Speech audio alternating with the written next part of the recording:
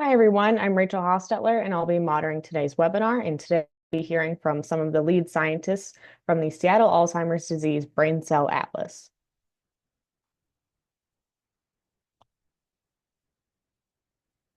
And as a reminder, this webinar is currently being recorded and it will be posted online for YouTube afterwards. And this webinar is part of a webinar series. So if you'd like to hear some more webinars about more details on, single nucleus spatial transcriptomics or spatial transcriptomics or taxonomies, we have other webinars in our series that go more in depth into those topics. So please check those out. We also have some future webinars happening in the months following, so please register for those as well. And we are also happy to take questions, so you can please post them on Zoom and we will ask them live during the webinar. And if you're watching a recording of this on our YouTube channel, feel free to go to our community forum, which is community.brain-map.org, where you can post questions as well. And we're from the Allen Institute, and the Allen Institute is a nonprofit bioscience research center focused on team science, big science, and open science. And team science means that there are large teams along the experimental pipeline that are involved with different sets of experiments and data. So we have very large teams working together interdisciplinary to get these very large data sets. And with these large data sets, they're very robust and they have massive amounts of data. And we share them online openly through our open science principle, all available on brain-map.org. So any of the data that you hear about today during this webinar or during our other webinars, you can freely access on this website. And if you have any questions or difficulties finding some things, please post in the community forum that I mentioned, and we will help you find that data. And today we'll be specifically talking about the Seattle Alzheimer's Brain Cell Disease Atlas, which features our human Alzheimer's taxonomy. So if you've seen some of our previous webinars, you've seen these diagrams before, where we're showing the taxonomy that was created based on our Alzheimer's disease cohort. And so what's interesting with the study is that by looking at a diversity of severity of disease in the cohorts, we could actually see where certain cells are affected throughout the progression of Alzheimer's disease. And this ended up resulting in a taxonomy with 3 different levels: our class level, our subclass level, and our supertype level. And we're going to hear from the next scientists all about how this taxonomy was created, the data that went into it, and some other aspects from the data as well.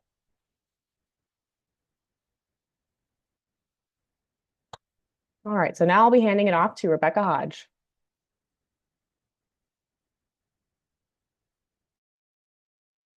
Great, thank you, Rachel. We're just going to take a second to get the slides up.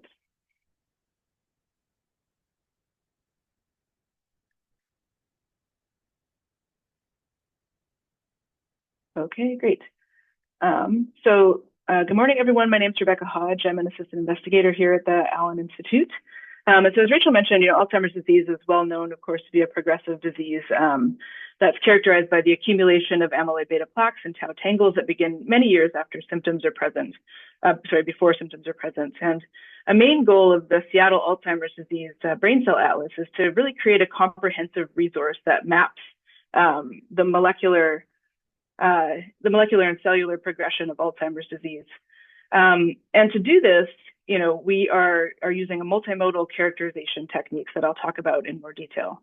And using this information, we're aiming to characterize which cells are particularly vulnerable to pathologic proteins in Alzheimer's disease, and which are impacted very early stages of disease.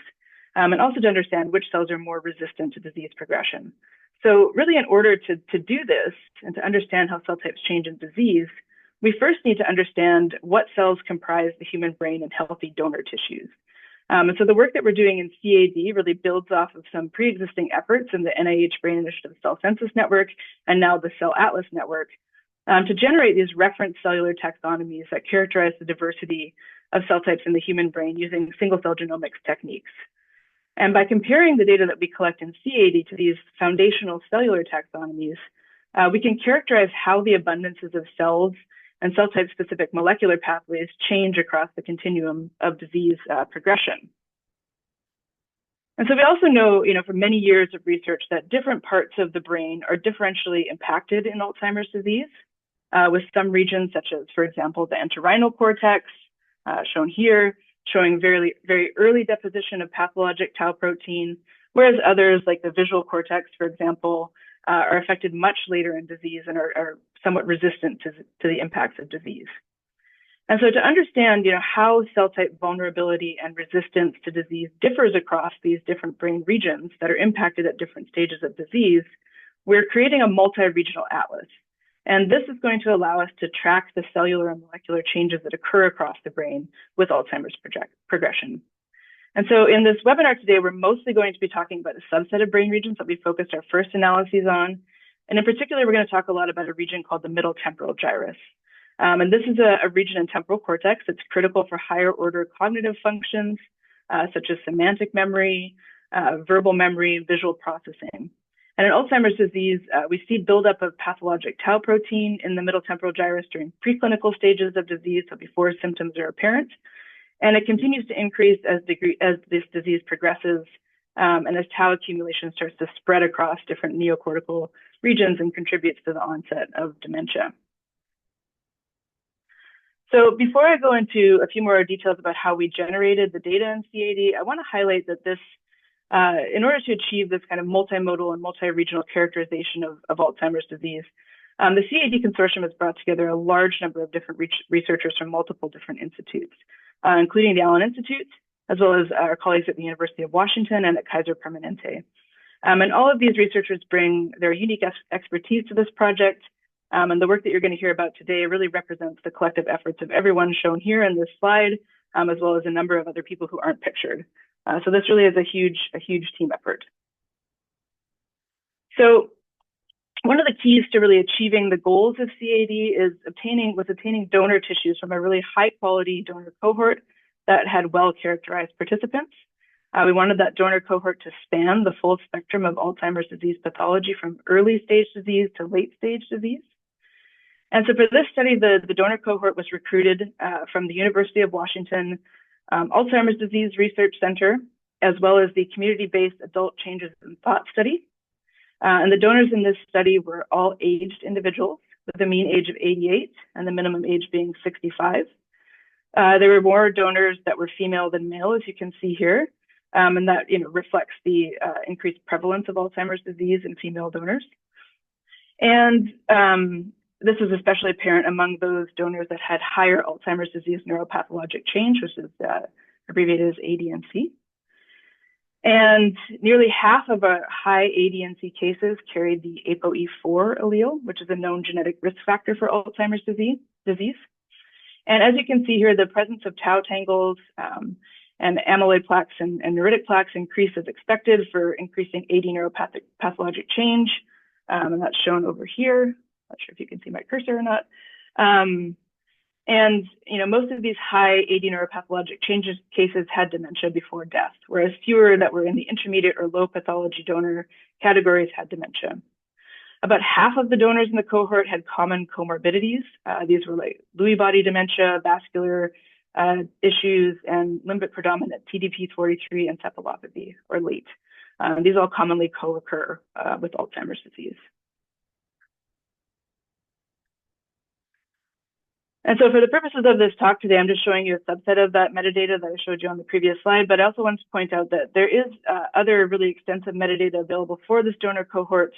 Jeremy's going to talk toward the end of this presentation about our publicly available resources, but you can download, if you're interested, more detailed metadata for the donors via our donor index on the CAD web portal, and that includes a number of different demographic, clinical, cognitive, and neuropathological measures. So CAD used multiple data modalities to characterize the cellular molecular changes that are occurring in Alzheimer's disease. And we're going to highlight three major ones today. Those are quantitative neuropathology. So these are used to measure layer-specific and region-specific burdens of pathologic proteins, as well as a subset of cell type markers. These are going to be a key component that we used in our biophysical modeling to generate a continuous pseudo-progression score that arranges our donors along a neuropathologic spectrum. We use single nucleus genomics assays, predominantly RNA sequencing and attack sequencing. These are used to generate our cellular atlases, our taxonomies, as Rachel showed you, and also to understand how these cells are changing across the neuropathological spectrum.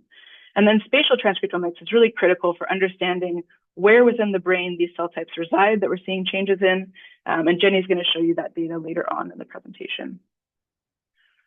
So all of these assays really rely on having access to high quality donor tissues with well-preserved neuroanatomy. This is critical for us to be able to locate matched regions across donors, as well as have tissue that's optimized for the preservation of intact proteins and RNA. And the tissue that we're using for this project comes to us via many years of work from our University of Washington colleagues who've optimized a rapid autopsy protocol, and where the mean postmortem interval for this cohort is 7 hours. And so following the brain removal, coronal slabs are generated through an alginate embedding process. And these are very thin, they're at 4 millimeter, so that we can really see the detailed neuroanatomy of them. They also collect detailed photo documentation and freeze the slabs very rapidly. And I think the high quality of this tissue, is really reflected in a number of quality metrics that we measure pre-sequencing. And you can see a number of those shown here, but really for the purposes of this study, one of the most important of them is that these tissues have uniformly high RNA quality. And we see that even in donors that have very high 80 neuropathologic change. So I mentioned that you're going to hear a lot about the MTG. I just wanted to briefly highlight that we have made a lot of progress toward generating this multi-region atlas of Alzheimer's disease. Here you're seeing an overview of some of the data that we've generated, and much of which has already been publicly released. This includes large data sets from some of the early affected regions I mentioned, like the entorhinal cortex and hippocampus, as well as a number of different cortical areas. And it includes multiple different data modalities ranging from genomic assays to the quantitative neuropathology, as well as SNP array for all of the donors. Sorry, I lost my slide. Okay, there we go. All right, so now I wanted to shift really briefly to discussing how we collect quantitative neuropathology from all of the donors in the middle temporal gyrus, and how we use this data to generate a quantitative metric of neuropathological burden. So neuropathologic staging traditionally has been done by measuring the distribution of these different tau tangles, amyloid beta plaques, and neuritic plaques, and generally relies on basically a binary present or absent scoring system.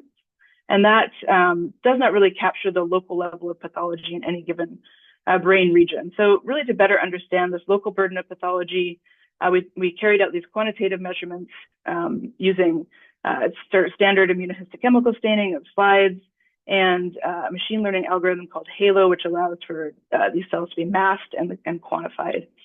I mentioned that we measured, the typical pathologic proteins, amyloid beta and tau. We also measured TDP43 and alpha-synuclein, which are characteristic of late and Lewy body disease, respectively, as well as markers for a subset of cellular populations that you can see here. And what I want to point out over here is that while you can see that the staging that we see in our donor set typically follows traditional staging, so we see an increase in tau, for example, with increasing Braak stage, increase in amyloid with increasing Thal stage. What that traditional staining measurement doesn't capture is that you can see that there's a huge amount of variability within these higher donor stages. And so basically, by measuring this quantitatively, we can now capture this variability across our donors and use that to create a quantitative metric of local pathology burden. And now I'm going to hand off to Kyle, who's going to tell you more about how we use these measures to model disease severity and progression.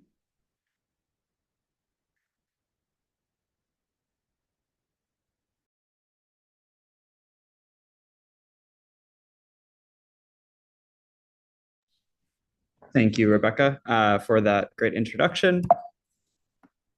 Now I can control my screen again. Great. So as Rebecca said, we are going to take the neuropath data that we generated quantitatively across each of our donors and use that to create a continuum where we put donors on a spectrum all the way from having very little protein pathology or no protein pathology to very high levels and high burden, to then understand what is changing in the cellular and molecular space from the single nucleus and spatial transcriptomics data sets that Rebecca introduced previously. And so in thinking about what this quantitative neuropathology data actually is, it's really a matrix where each column is a donor and then each row is a neuropath variable. So you can have things like the number of plaques, the number of tangles, the number of neurons. And you can see that there's a lot more variability in each of these classical stages. And so we're expecting to get more statistical power, and also just to have more resolution in understanding what events are happening in Alzheimer's disease and when are they happening with respect to pathological burden overall. In order to create this score, we created new statistical models. So we were thinking about how amyloid and tau, the two principal protein pathologies, accumulate in the brain. And what's often described as an exponential process. So you can have things like plaques growing, and then at some characteristic size will start to break apart.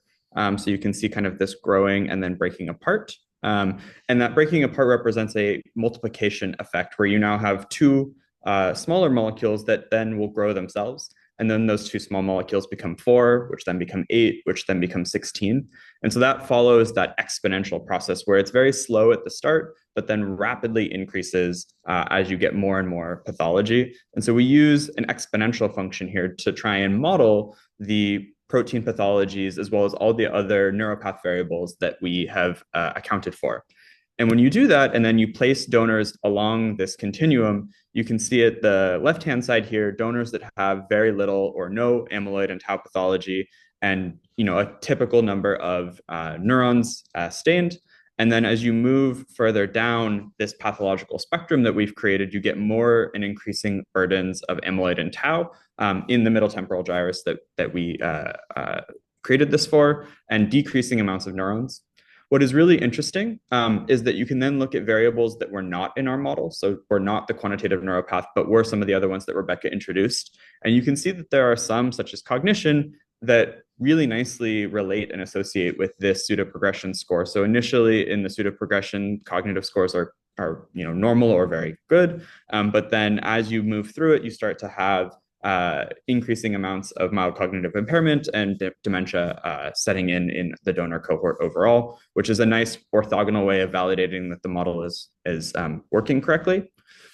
The really nice thing about having a quantitative metric is that we can then ask when are events happening as a function of this pseudo-progression score. And so this is just a plot showing the number of tangles and the number of plaques that we were looking at. But now I'm plotting it along that pseudo-progression. And then I'm plotting some other variables that Rebecca talked about, such as AD neuropathic change, the Thal phase and the Brock stage, and the cognitive status. And you can see that there is a point halfway through that pseudo-progression where things go from kind of being linearly increasing at a very low rate and then increasing much more exponentially in sort of that later phase. And that later phase is also when you start to see the onset of cognitive symptoms overall. And so this pseudo-progression allows us to kind of divide Alzheimer's disease into these two epochs, the early stage that seems to be very preclinical and have very little pathology, and then a later stage where you have actual cognitive decline and a really exponential increasing burden of pathology. And so then we can ask kind of the same questions along that pseudo-progression. How are the cells and the cell types inside of each of these donors' brains changing in their relative abundance, but then also molecularly? How are the genes that they have turned on or turned off changing overall? And in order to do that, as Rachel talked about at the start of the seminar, we use the Brain Initiative taxonomies from neurotypical donors, and then we use AI and machine learning algorithms to map our disease data sets to those reference taxonomies that were created from otherwise healthy younger donors. And so you can see here, all the cells that have a color are from the reference data set, and then all the cells that have a light gray are from CAD. And we use these AI approaches to embed these in a common space and then predict what the CAD cells label should be or cell type should be. And that works very well for the neurons. We can just kind of do that as is. In a hierarchical way. So first predicting the class, then the subclass, and then the supertype. The one wrinkle we have for a lot of the non-neuronal populations is they actually change their gene expression as a function of the disease. And so new populations emerge that were not in the reference. And so we have an additional step where we just add additional cell types that are only seen in our Alzheimer's disease data set to the taxonomy so that we can track those types as well. And then once we've given every cell an identity from every donor, we can then ask how they're changing in their relative abundance, and then how they're changing molecularly. First, looking at their relative abundances, we can ask how they're changing across the pseudo-progression score. And so bars that are going down here represent a cell type that is decreasing in its relative abundance as a function of the pseudo-progression, and bars that are going up are ones that are increasing in their relative abundance as a function of the pseudo-progression. And I'm showing you here the data from the middle temporal gyrus that Rebecca introduced, as well as one other cortical area, Brodmann area 9. And what was really nice to see is that sort of expected changes, like decreases in excitatory cells in cortical layers 2 and 3, were observed across cortical regions. And these were the ones that were classically thought to get tau tangles inside of them. So it wasn't, entirely unexpected that they would be vulnerable to disease. We also saw expected increases in disease-associated astrocyte populations, as well as microglia, and loss of oligodendrocytes, which are the cells that insulate neurons and allow for synaptic propagation of electrical signals across axons. But what was really exciting to us, or really interesting, is there was actually a wide diversity of interneurons that are inhibitory. So these are the neurons that are telling other neurons to not fire as much, that were vulnerable to disease. And then really interestingly, it wasn't every single interneuron in the broader subclasses. So not every SST interneuron, but only specific kinds of SST interneurons or parvalbumin interneurons or VIP interneurons were affected, which said to us that this level of granularity that the Brain Initiative had created was actually really meaningful, because it pointed to, it's not all SST neurons, but a very specific subset, which then, raises questions about what are they, what do they look like, and where are they located, that Jenny will talk about next. But before we get to that, because we have the pseudo-progression, we can ask, where are these cells, or when are these cells actually being lost relative to one another? And so that's here, we have that pseudo-progression score, and then the relative abundances. And the excitatory neurons and the parvalbumin neurons are really being lost later in that pseudo-progression, versus the SST neurons were kind of being lost along the entirety of the pseudo-progression. And you could see some of the changes in microglia and astrocytes were actually happening relatively early as well. And so this allows us to divide in that preclinical phase. There's certain SST interneuron loss and maybe the emergence of some disease-associated glial populations, but it's not until the later stage that you get loss of excitatory neurons and parvalbumin interneurons. And then we can look at where those are from the MERFISH, and Jenny will go into much more depth about this. But at a high level, all of the populations that seem to be most strongly affected were in the upper cortical layers, layers 2 and 3.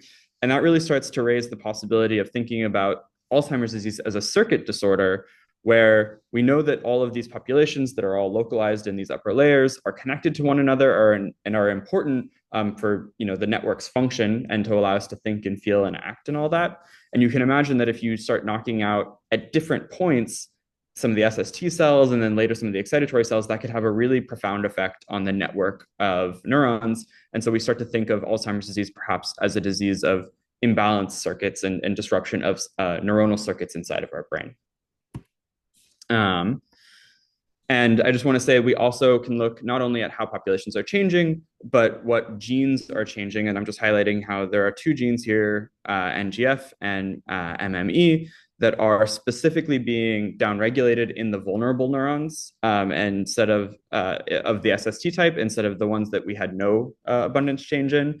And what was really nice is we could look back at prior literature and see that there was some hints, perhaps, that somatostatin inhibitory neurons were important in the process of regulating amyloid beta, which this gene right here encodes a protease that digests amyloid beta.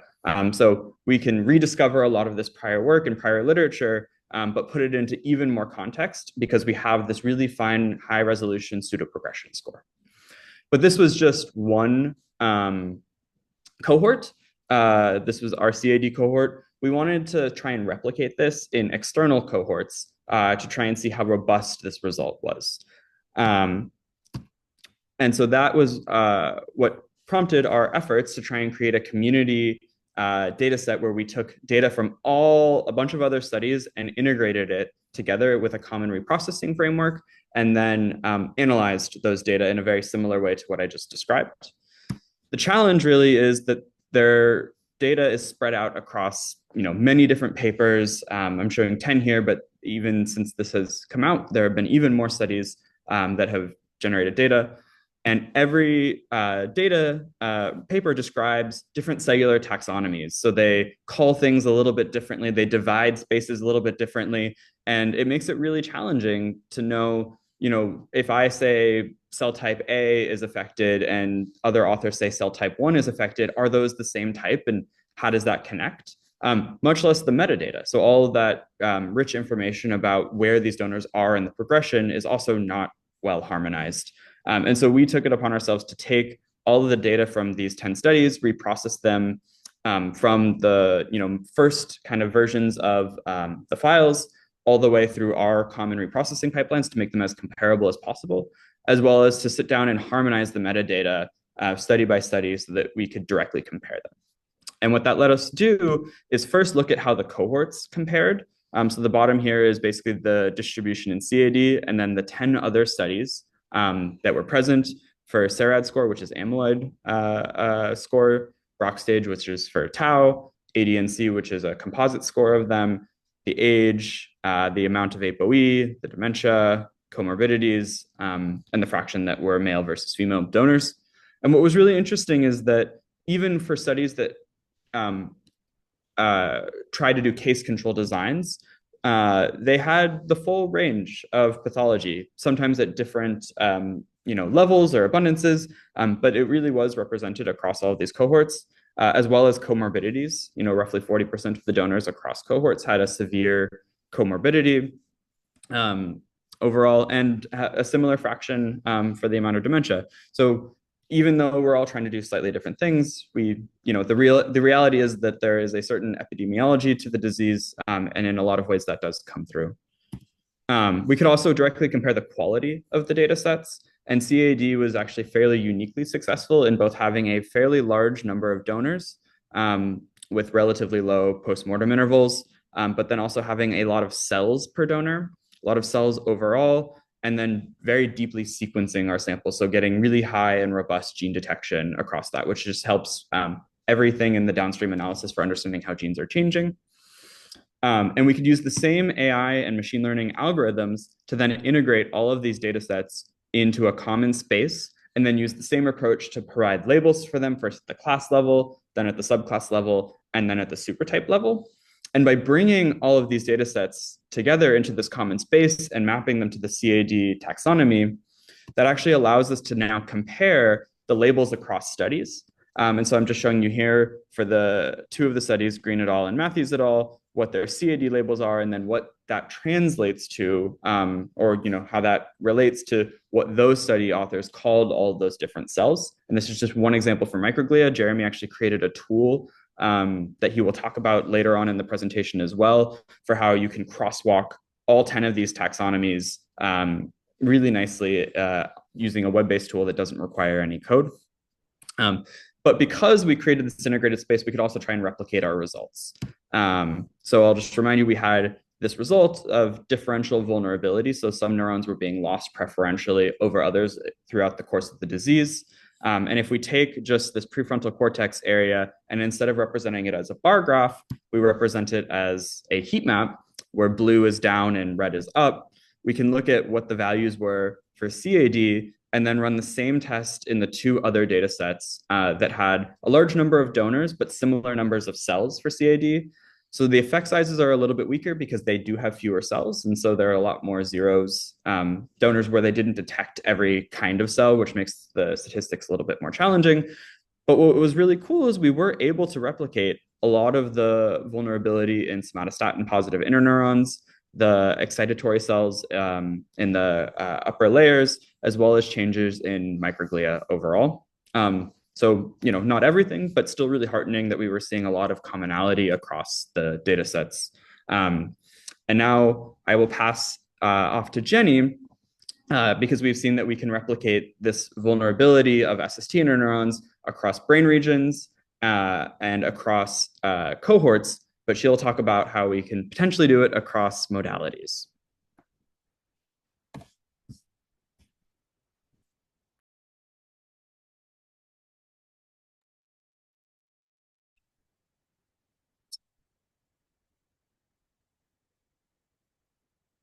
Okay, so I'm going to tell you about our efforts to bring spatial data modality into the characterization of cell type changes during Alzheimer's disease.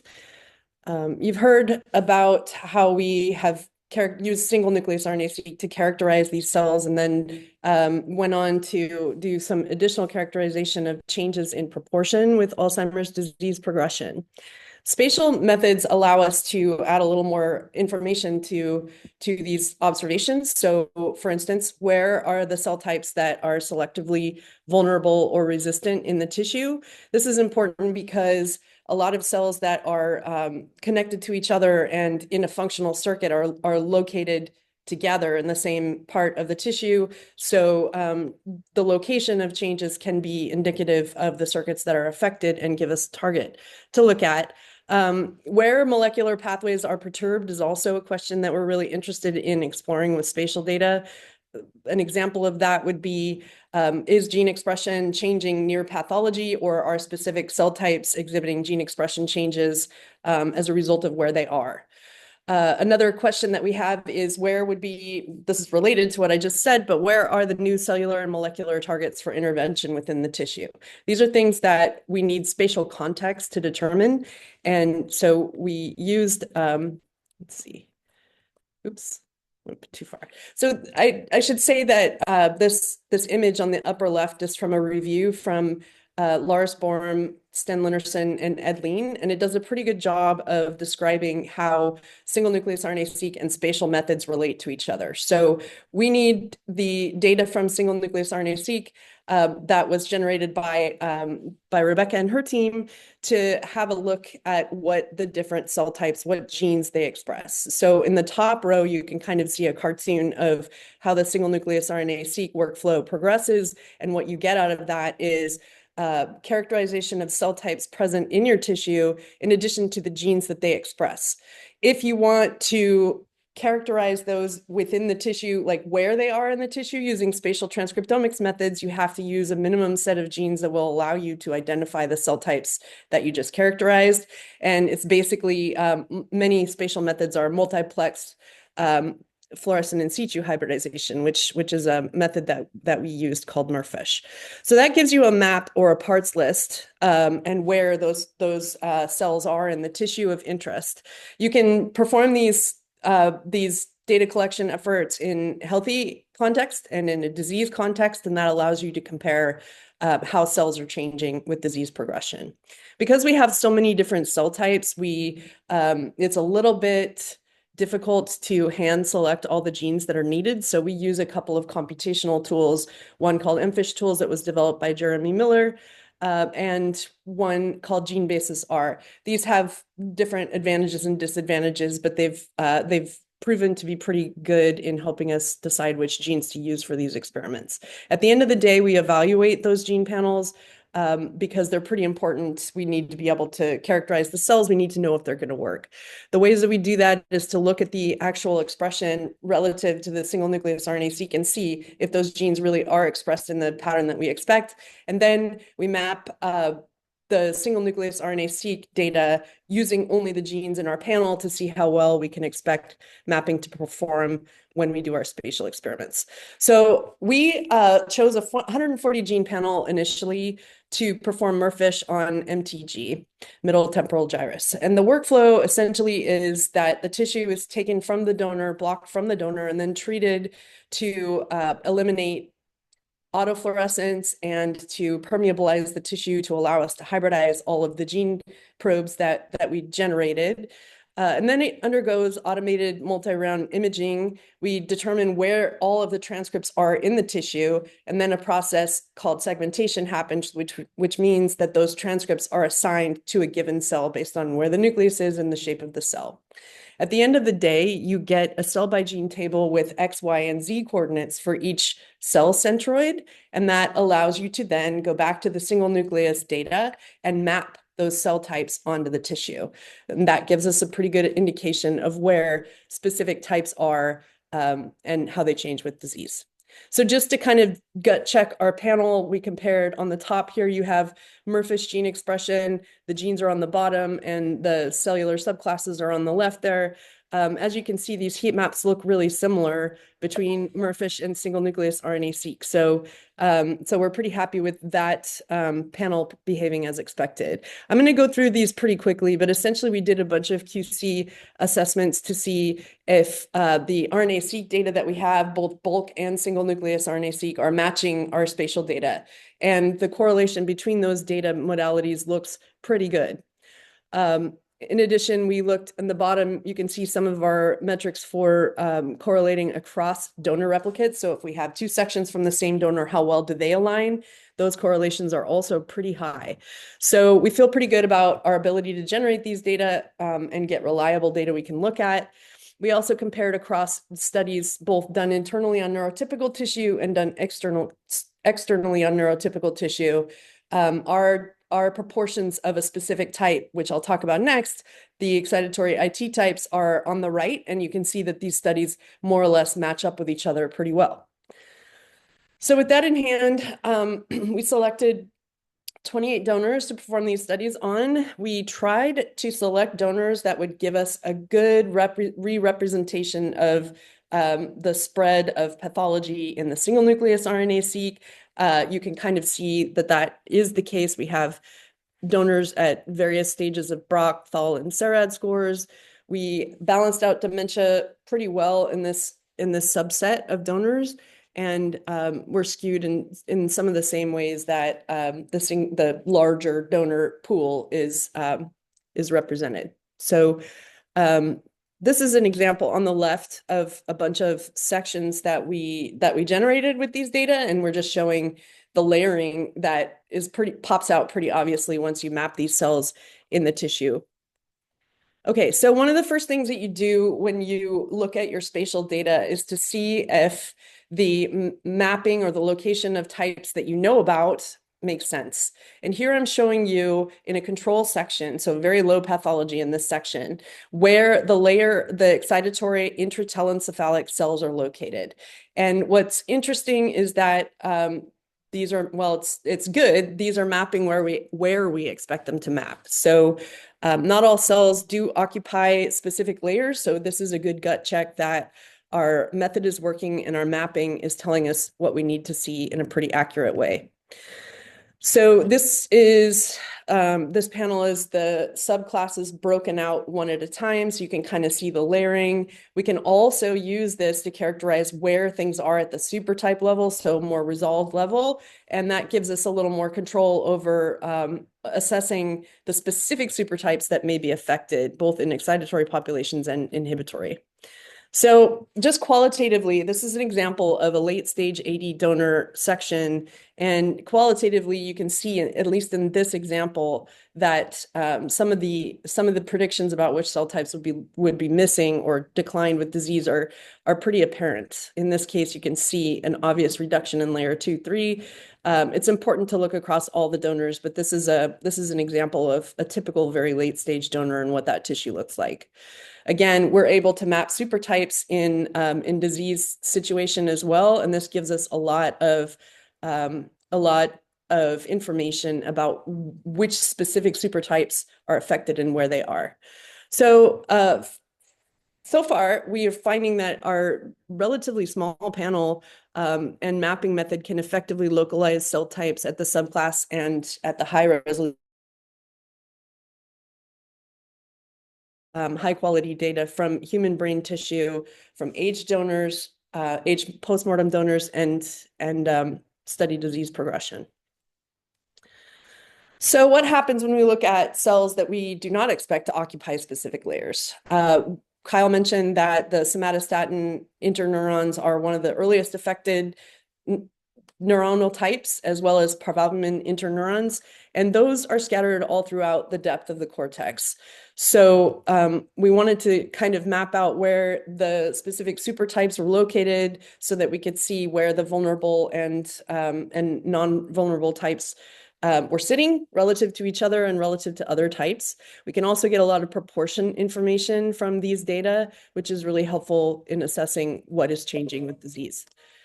So we did the same thing with parvalbumin interneurons and find that we can map those and find those proportions as well. So the question now is, what is going to change with disease progression for these specific types, and where are they? So what we found was that the somatostatin supertypes that are vulnerable, so you can see in the left panel there, we've colored the vulnerable types a little bit darker, and the less affected types are the lighter orange color.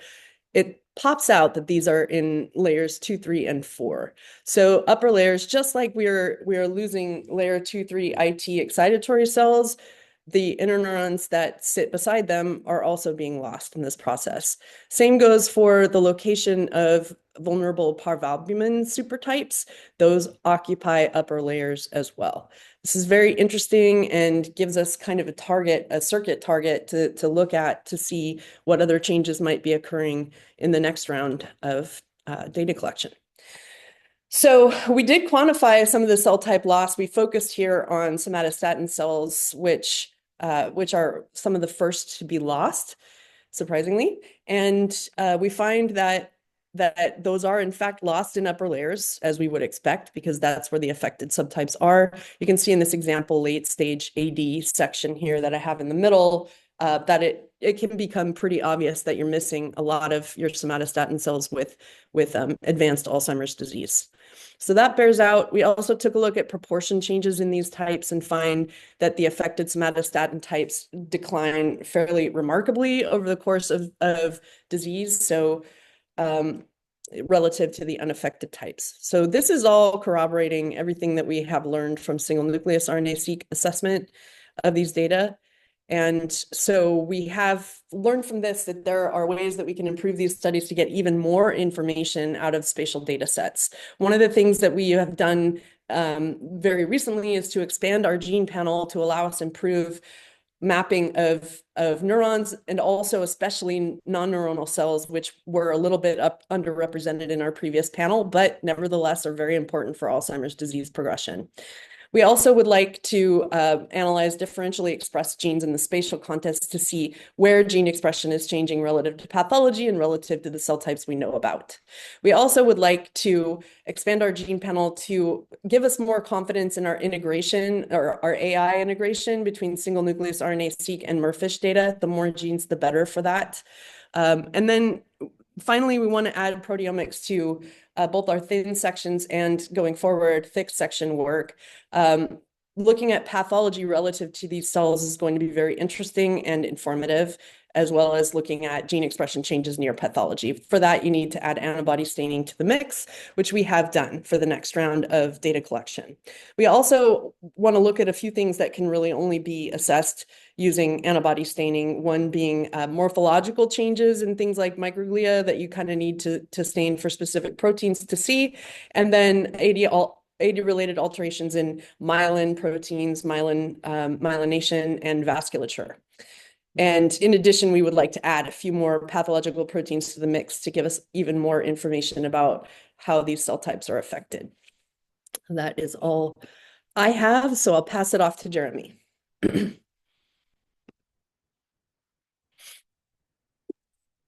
Thanks, Jenny.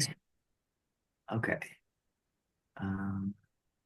So you heard Rebecca, Kyle, and Jenny talk about the data that we have and the science that we've learned from it.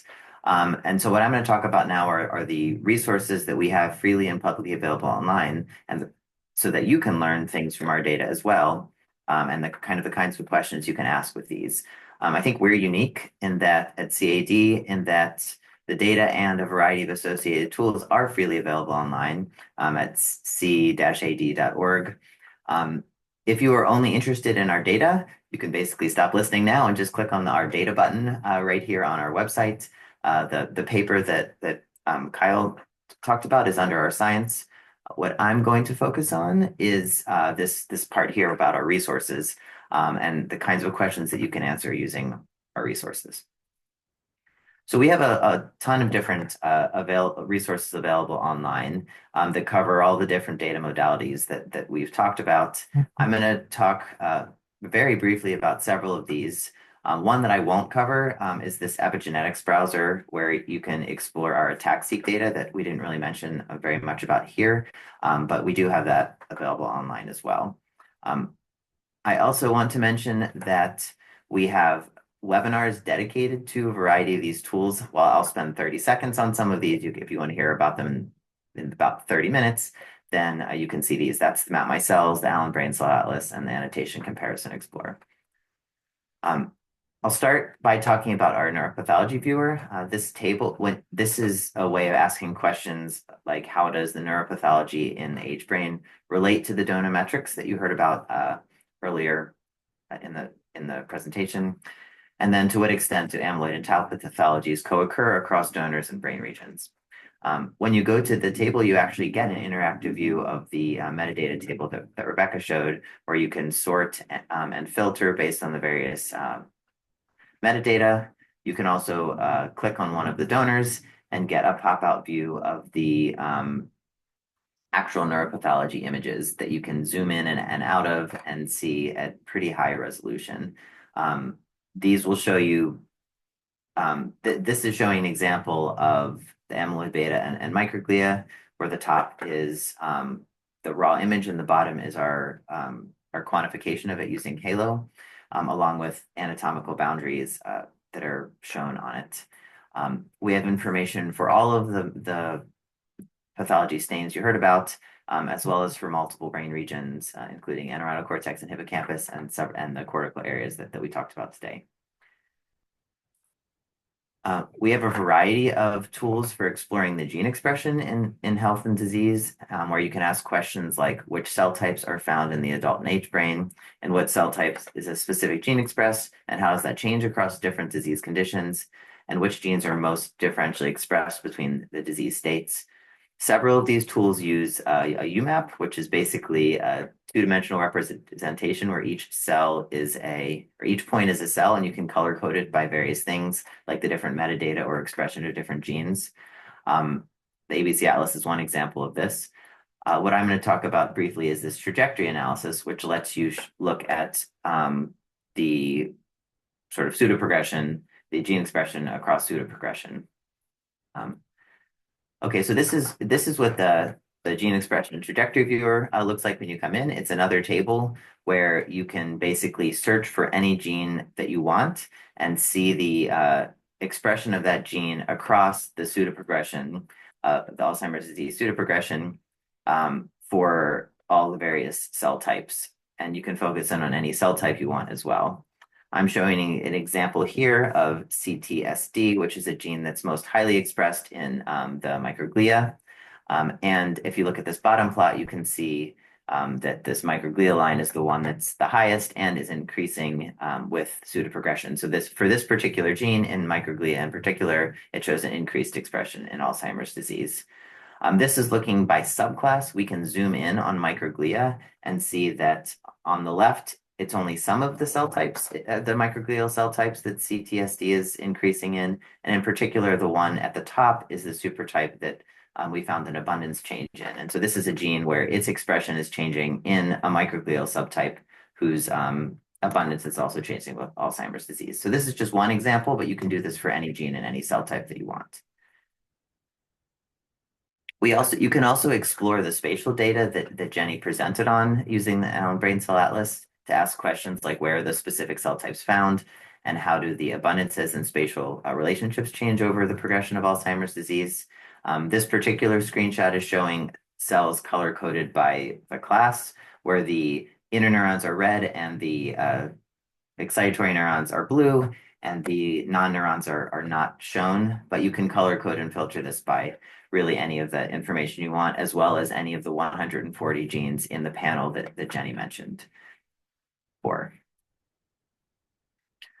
Kyle mentioned in detail how we use these algorithms to assign our cell types from CAD to our taxonomy, and have also done this for 10 other studies. You can actually do the same thing with your own data if you have a single cell or single nucleus RNA sequencing data using this tool called Map My Cells, where you basically just need your cell by gene matrix in a standard format. You then just drag and drop it into the tool and hit go after selecting the appropriate taxonomy. And then when you download the data, you get the CAD cell type assignments to your data and confidence scores corresponding to that. So this is, I think, a useful way that many people have found for if they want to kind of use the same names that we're using, so that you can kind of see how your results compare with the things that we have. And then finally, I would just want to mention the Annotation Comparison Explorer tool, which basically takes all of the information that Kyle described in the data integration of CAD and 10 other studies and puts it in one place for you to be able to kind of look at the results. And you can ask questions like, what do different groups call the same cell type, and are the abundance change identified across studies reproducible? So Kyle showed some good examples of a few of the studies, I think 3 of the studies, including ours, that showed a consistent change in the somatostatin populations in the superficial cortical layers. If we then look at when all of these studies have mapped kind of their data to CAD, we can see that 6 of these studies out of the 9 that included neurons actually found that whatever they called the somatostatin population that corresponded to our superficial layer types, they said in their study that those were decreasing in abundance with Alzheimer's disease. And so this is something that, we found very surprising, but because no one before us had kind of put all the information together, we hadn't really realized that this is something that's been kind of broadly reported in the field in kind of independent ways by different people. If we then change this annotation value from SST25 to SST1, which is one of the cell types that's actually in the sort of deeper cortical layers, basically all of the studies fail to find an abundance change. So there's pretty consistent findings in the field that a certain type of somatostatin interneurons that correspond to the superficial layer ones are vulnerable and the ones in the deeper layers are not. I just want to note the 2 that are blue in this bottom column are ones where they basically grouped all the somatostatin neurons into one group. So they didn't have the resolution in that study to separate these superficial and deep layer neurons. And we can do the same thing, or you can do the same thing looking at any of these other cell types. And I just picked a few examples of glial types that we found changing. And just to note that the results show some consistency across the literature, but maybe less consistency than what was found in these superficial neurons. But again, this is something where you can explore any of the of these relationships that we found. You can also upload your own data to this tool as well if you have things that you want to compare. For example, if you've run Map My Cells and then want to add your data to this tool, you can. So overall, CAD has generated a series of these high-quality molecular and cellular data sets on well-characterized age cohorts. We have characterized and spatially localized cell types in the aged brain, identifying abundance and gene expression changes of some cell types in Alzheimer's disease that are reproducible across brain regions and studies. And these data and multiple tools for its exploration are freely available at cad.org. We anticipate this work to benefit research scientists, pathologists, clinicians, and students alike, hopefully including yourselves. So as Rebecca mentioned at the beginning, this is a team effort. We are 4 of the many, many folks involved in this project. I see there's some questions that I anticipate Rachel will then end things off with and have some additional kind of information for you. So thank you. All right. Thank you, Jeremy. I do want to just quickly launch a brief survey that we have as well. And the survey just is a couple questions. It's like 2 questions. And it's useful for us to plan our future webinars. So if you have the survey on your screen now, please fill it out. And while everyone's going through the survey, I will start to go through some of the questions that we have here. So the first question that we have is specifically for Kyle. And the question is the pseudo-progression calculation, is this exponential progression the same throughout all brain regions, or have you found different pathological load resilience, in different brain regions?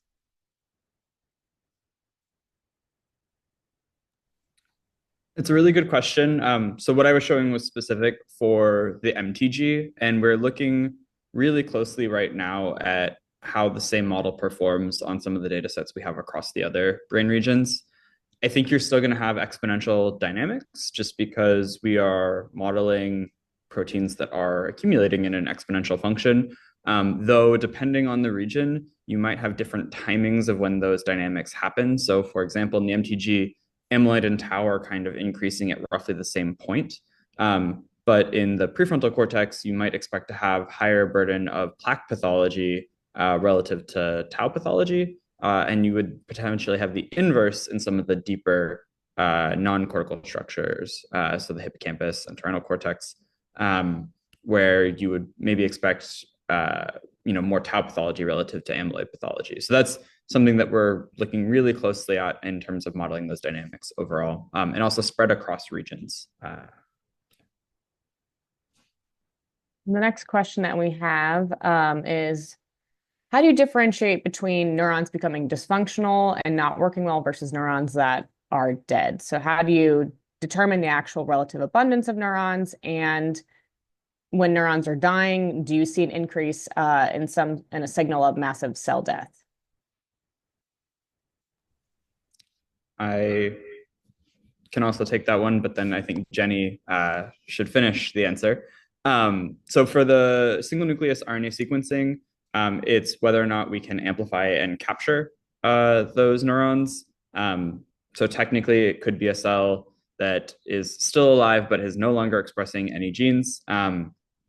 Although Jenny, I think, can speak to that specific example. And what I would just say is that we are QCing and removing roughly the same number of cells across disease severity. It's slightly increased at the most severe stages, but across the pseudo-progression of the donors, it's a pretty even QC. And so I think in terms of the relative abundance changes, we can feel pretty good about that. But of course, it's always nice to have an orthogonal method, such as the spatial transcriptomics. Maybe I'll let Jenny weigh in on that. Yeah, so you might recall that we got some pretty similar results to the single nucleus RNA-seq in the spatial data. That is another indication that the cells are really missing, because one of the things that we have to do is map those cells back to the single nucleus RNA-seq data. And cells that don't map well are not really, they're probably not doing well and they're not counted, but they're just not there. So I don't know how else to say it. They're not present in the tissue. So I think that that backs up the claim that the single nucleus RNA-seq folks can make, that the proportions of those cells are very reduced relative to the other cell types in the tissue. I don't know if that completely satisfies the question asker, but I'm happy to clarify if need be. Okay, thank you, Kyle and Jenny. The next few questions that we have are related to calculating the pseudo-progression score. The first question is, what are the key variable used in creating this? And a second one is, if I understand correctly, pseudo-progression analysis predicts pathological changes under the assumption that the pathology would increase exponentially, and this prediction was validated with the donor's disease state. So I guess that second question is just more validating understanding how it works. And then the second one is, what are the key variables used in creating the pseudo-progression scores? Yeah, so the pseudo-progression score uses the amyloid and tau pathology, the TDP pathology, alpha-synuclein pathology, and then the number of mu-n positive neurons, GFAP positive astrocytes, and IBL1 positive microglia. So it's basically everything from the quantitative neuropath perspective. We have that split out by layer, actually, and so the model is pulling information across the layers. But the real key thing is that we are trying to recover that value as a function of a constant in front of an exponential function raised to a rate constant times time, the pseudo-progression, plus then another fitting constant. So basically a standard exponential function. And the three constants that I just said can be different for each neuropathic variable, but the t, the time, has to be the same for each donor. And so that's where that pseudo-progression is actually coming from. If we, I could go back to the equation if they want more clarification, but that's kind of how it's being done and being fit overall. All right, thank you, Kyle. And we have one last question. I know we're right about at the end of our webinar. This last one is looking at those inner neurons that are specifically affected in disease. I'm assuming they're referring to the somatostatin neurons. Do they express amyloid beta or tau pathology? And is it possibly to functionally manipulate these populations to modulate AD progression? Very interesting questions. I will talk about the pathology part. There's some methods that are not spatial that we can use to look at this, and those studies are happening right now to tell us specifically which types may have tau within them. The A beta is outside of the cell, so that's a little different question. But this is precisely why we are adding staining for pathological proteins to the spatial data so that we can determine not only the tau-seq sort of studies that are happening to tell us which cells have tau in them, but where the cells have tau in them, and specifically which supertypes have that. Was there a second part to that? Yeah, it was on the enhancer. Sorry. It was on the enhancer question. And yes, that is, or on how do we access these populations question. And the answer is yes. There are teams here at Allen that are building AAVs that have enhancers that are specific for those types upstream of promoters that allow us to then virally deliver payloads to those populations. And that's also ongoing work on the human cell types team here at Allen. But very promising. And it does seem like we have tools to kind of genetically access these. All right. Thank you, Jenny and Kyle. As a reminder, we have some more webinars coming in our series, so you can use this QR code or go to alleninstitute.org/events to log on to access some of these webinars. And as a reminder, just thanking our funding sources as well, and thanking Paul Allen. And thank you everyone for joining us today for this webinar.